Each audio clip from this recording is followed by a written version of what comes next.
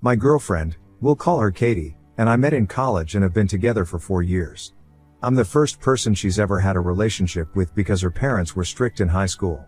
Our parents are religious and don't believe in sex before marriage, and while I don't really care, she's very close with her parents, so we've been waiting. Now that she's graduated, I was planning on proposing within the next few months. I had a ring picked out and everything. I was head over heels for this girl. That all changed last night. Or, last weekend, really. Katie has had a male best friend since high school that her parents never liked because he claimed to be gay. Let's call him Liam. She was excited to be going to the same college as him, because it meant they could hang out as much as they wanted. I've never been a big fan of the male best friend thing, but he's gay, so whatever. Except 2 years ago, he came out as bisexual. I never really liked the vibes when he was around her, so I asked Katie to stop hanging out with him alone. She accused me of not being supportive of him and trying to control her, just like her parents. I told her it was her choice if she wanted to keep seeing him alone, but I wouldn't be sticking around for it. It was the biggest problem we'd ever had in our relationship, but we worked through it. The compromise was that Liam and his boyfriend could hang out with me and my girlfriend together, as couples, but never alone. I never wanted to cut her off from her friends. With this stipulation, however, the 4 of us only got together twice before Liam ended up transferring to a different college over the summer. My girlfriend stayed in contact with them over Discord, stayed friends with both of them when they broke up, and formed a gaming server with them and some of their other friends. Most of these friends were men, but she assured me nothing funny was going on. Most of them even had girlfriends, she said. Last weekend was Liam's birthday party, and he invited her. Katie wanted to talk to me about it first, to make sure I was okay with it. She said she wanted to go since she hadn't seen him in 2 years, and it was only a 2-hour drive away. A bunch of her friends from the Discord server that she had never met in person before were going to be there, women included, and Liam's girlfriend would be there too. Since I had a weekend trip planned, leaving Friday, returning Sunday, I unfortunately wouldn't be able to go with her, but I told Katie I trusted her and had no problems with her going to see her friends. The problem started Saturday night. She texted me in the morning when she was leaving for the party, she texted me when she got there, and she texted me a couple times throughout to check in. Katie told me that she had planned on driving back around 9 or 10, but it was around that time that the text messages stopped. I assumed she was just having a good time and didn't want to seem controlling, so I didn't bother her. I did stay up to watch her location and make sure she got home, though, and she did, around 2 a.m. It was unusual, but I trusted her, and didn't want to make any assumptions. I would call her in the morning and she would explain that she just got carried away having fun with her friends, I thought. I called her Sunday morning, and she didn't answer. She texted back a few minutes that she had been sleeping, had a hangover, and wasn't feeling well. That was very strange, because Katie doesn't drink. I told her to drink lots of water and that I hoped she felt better, and got on my flight home. When I arrived at my apartment, I found her curled up in my bed in the dark. She has a key to my apartment, but hardly ever needs it because usually I'm with her to do the unlocking. I asked her why she hadn't stayed at her apartment to rest up, but she didn't say anything. Since then, the entire week, she has been saying she's not feeling well, and has not left my room. She's taken off work, and I've been going home on my lunch breaks to make sure she was eating. I was worried about her, but in the back of my mind, I was also suspicious about what had happened at the party over the weekend. Late last night, Katie woke me up from the couch sobbing. It was the first time she had left my room since I'd gotten home, other than to use the bathroom. I consoled her until she had calmed down enough to be coherent, and asked her what was wrong. She told me she had done something horrible. She told me Saturday night, she had somehow gotten really drunk on accident, and Liam offered to drive her home. 3 of her friends from the gaming server on Discord got in a second car to follow them, to take Liam back home after they got to Katie's apartment. They helped her up the stairs and into her apartment. Then, she said, she had sex with them. All of them. All 4 men. Katie said she doesn't remember most of it, that she was really out of it. She said she's been sick ever since trying to figure out how to tell me, because she loves me so much and didn't want to hurt me. Didn't want to hurt me, but gave away her virginity, that she was supposedly saving for marriage, to 4 other men, instead of the man who spent the past 4 years caring for her. She said she wanted to tell me right when I got back, which is why I found her in my apartment, but she couldn't bring herself to because she didn't want to lose me. She begged me not to break up with her. I told her I needed some time to myself to think. She then begged me not to make her go back to her apartment. I didn't feel like fighting, so I just told her she could go back into my room. I could hear her crying intermittently all night. I have to admit I was brought to tears myself. I can't believe how she would throw away our whole relationship, the 4 years we'd built together, over one party. I was going to propose soon. I trusted her, and now it's broken. I'm at work, and I haven't been able to focus all day. Part of me wants to tell her to get out the second I get home, if she's still there, and that I never want to see again.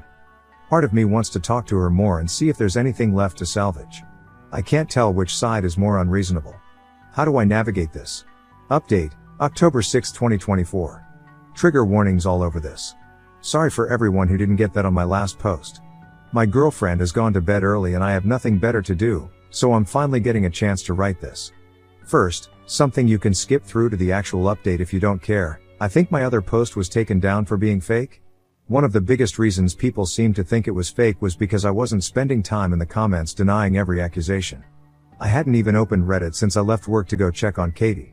It wasn't anywhere near my top priority at the time. For some quick and easy debunking, though, one moment he says he has her location and the next he's surprised she's at his apartment. I checked her location Saturday night solely to make sure she got home okay. After that, I did not check her location, because I am not a stalker who tracks her every move. On iPhone, it shows your location in the text messages with that person, so he either hadn't looked at their texts at all between his flight and getting home, or it's made up. Not everyone has an iPhone like you. I do, but my girlfriend doesn't, so we use an app. And no, I don't get notifications from the app because again, I don't need to be a stalker. The random excessive details. Sorry? Like I mentioned, I had been stewing on everything since she told me what happened that night, and I just wanted to get it all out. Those were all the details I'd had floating around in my head surrounding the situation. The update is full of typos while the main text is immaculate. Op only wrote the update and the TL. Doctor, my apologies for being a bit of a mess and in a rush after realizing my girlfriend might have been raped. That's my bad. I've gone back and fixed them, by the way. I had no idea my post would get hundreds of more comments after I closed Reddit that would skeptically analyze everything I wrote to the letter. There's absolutely no concern that she's gotten pregnant? No worries about STIs? Not at the time, no. I didn't even know if I was going to stay with her. Pregnancy and STIs would have been a concern if I did, but at the point of writing, I believed she had cheated on me, and was leaning towards breaking up with her. No worries that she was potentially drugged and raped? Again, not at the time of writing. I was still reeling from what she had told me. That she had sex with 4 men. She didn't say anything about getting drugged or being raped, which was something I would have assumed she'd have mentioned. That was before I read all the comments that she may be in denial herself, which hadn't even occurred to me. So this religious girl who wanted to wait for marriage suddenly wanted a train run on her? Obviously fake. No, as it turns out, she did not want any part of what happened. For everyone who said someone in my position wouldn't have taken the time to write everything out for a post. Well, look at the rest of the subreddit. If people in sticky situations didn't post about them, there wouldn't be any posts on here at all. And to everyone who suggested either it was fake or she must have been a cow for 4 men to carry her up the stairs, you can personally fuck off. Everything above was a whole load of presumptuous BS, though I do wish everything I wrote wasn't true. For the record, I only wrote all that out so people wouldn't harass me on this post, too. Here's where you can skip to if none of that pertains to you. After reading all the comments that opened my eyes to what really happened, thank you so much to everyone who helped with this, and I left work a little before lunch and immediately went home to check on my girlfriend. She was as I had left her, curled up in bed and crying. The first thing I did was just go hold her, after asking for consent. I cried with her. After a while, I gently brought up what happened that night. Did she actually want any of that to happen? A lot was said, but long story short, as many of you suggested, she did not. To clear some things up, these friends that she was with at the party were not just random people she met online. They were personal friends of Liam, who she had been best friends with for 8 years. These friends, while she herself never met them in person, were people she had talked to and gamed with over the past year or so. I would hear her talking with them over the headset, and I never noticed anything strange. She's pretty shy and introverted, so I was happy for her to have friends to play with while she gamed. They weren't all men, either. From what she said, there were 4 or 5 women in the server as well. Of the people at the party, 3 of the men and 2 of the women attended. Also, there were Liam's girlfriend, a couple of other friends, and a few of their partners. All in all, there were only around 15 guests, and everyone knew each other for the most part. It was never meant to be a huge thing, just a get-together of Liam's closest friends at his house. Alcohol wasn't even supposed to be a big part of it. At the beginning of the party, a lot of them just gamed together, since they hadn't been able to in person for a while.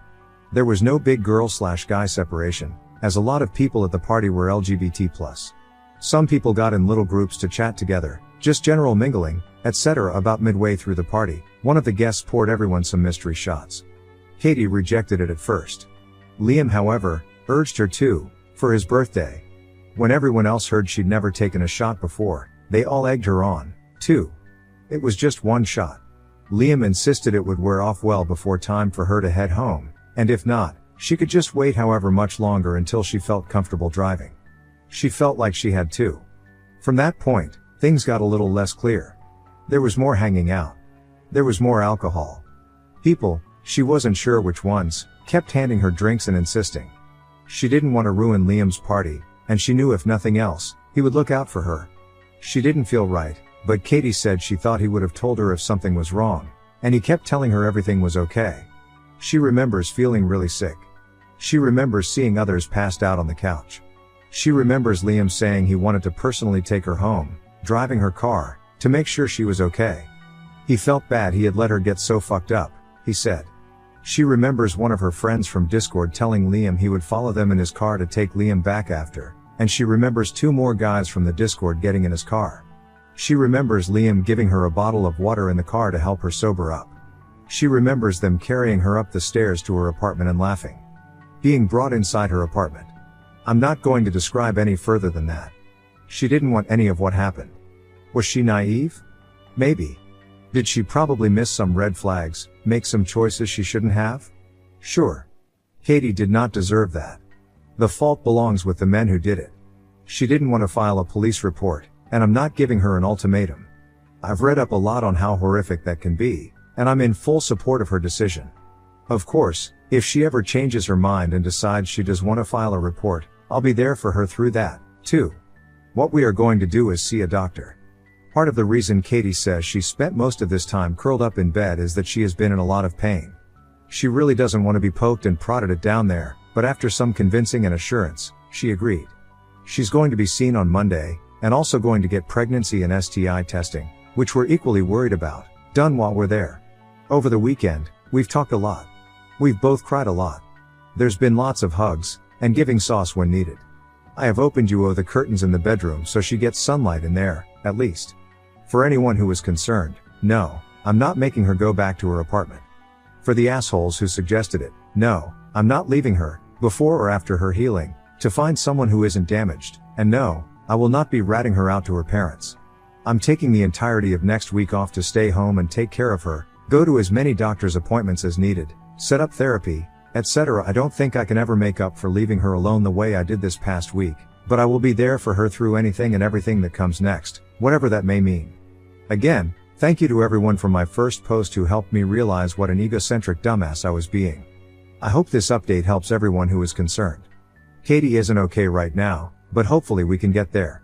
Comments where Op has replied, "If you wearing your shoes, I read your update, and Op you do what you feel is best. But I want to add something to make sure she thinks about. Because as much as I want to say it is about herself, it's not. It's about every woman these pieces of shit do this to. Because Katie was not the first and she will not be the last these assholes rape. If she is not willing to do the right thing and file a rape report, then she is willing to let this happen again and again and again. Also, Liam, her friend, you need to go to him and ask him why he left her to be raped. He did this, he allowed it to happen, this falls in his shoulders and he is either with her, or against her. She needs to let her parents know. If she is not willing to do this, then Op, please don't update anymore, because you are staying with a cheater. Oop, I'm not going to give her an ultimatum. I'm not going to call her a cheater because she doesn't report. Rape victims have committed suicide after the re-traumatization that comes with reporting and everything that follows. I took the time to look into it, deeply. Have you? Or are you making assumptions about what goes on in our justice system when you haven't experienced it yourself? Spoiler alert, even if she did report, all 4 of them would most likely walk. I'm not making her tell her uber religious parents just so they can slut shame her, either. Fuck, man. None of this is on her. The men who did this are the ones who need to be willing to do the right thing and stop fucking raping. Next story, brother invited my ex who cheated on me to his wedding, then demanded me to pay $25,000 for it. When I refused, my family called me selfish, so I'm going on a luxury cruise instead. So, here's the situation. My 28M younger brother, 25M, is getting married soon, and I was excited for him. Until I found out he decided to invite my ex-girlfriend, 27F, to the wedding. Now, let me give you some background. We broke up over a year ago, and it was pretty rough. She cheated on me with his best friend, and it took me months to get over that betrayal. When I found out she was invited, I was furious and reached out to my brother to express my feelings. I told him that I would not attend if she was there. Instead of being understanding, he got defensive and accused me of ruining his big day. He insisted that he wanted her there because they've become friends since the breakup and that she's changed. I told him that if I'm not welcome, then I won't be attending, and therefore, I won't be covering my share of the wedding expenses, which I had already agreed to pay before the invitation fiasco.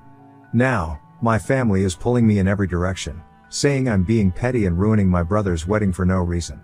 They're calling me an asshole for not supporting my brother and for potentially putting a financial strain on his wedding plans. Some even suggested I should just suck it up and attend for the sake of family. I've now decided that I'm not paying for a single thing and that if he wants to have a wedding with my ex as the guest of honor, it's on him to cover the costs. Am I the asshole for standing my ground and refusing to fund my brother's wedding under these circumstances? Additional information from Oop. Just to clarify, I'm not upset about the wedding itself, but about the fact that he invited someone who hurt me deeply. I feel like my feelings don't matter to him, and frankly, I'm tired of being the one expected to just roll over. Update, September 8, 2024. Okay, so I wanted to update everyone because things have escalated, and it's even crazier than I expected. After my last post, I thought maybe my family would come around to my way of thinking. Instead, they absolutely lost it. My brother called me crying, saying I'm ruining his happiness, and my parents have taken his side 100%. In a fit of rage, I ended up posting screenshots of our conversations in our family group chat. You know, the ones where he called me selfish and petty. Yeah, I regret that decision, but it felt like a let's air this dirty laundry moment. My extended family saw the texts and now half of them think I'm justified, while the other half is calling me the family villain.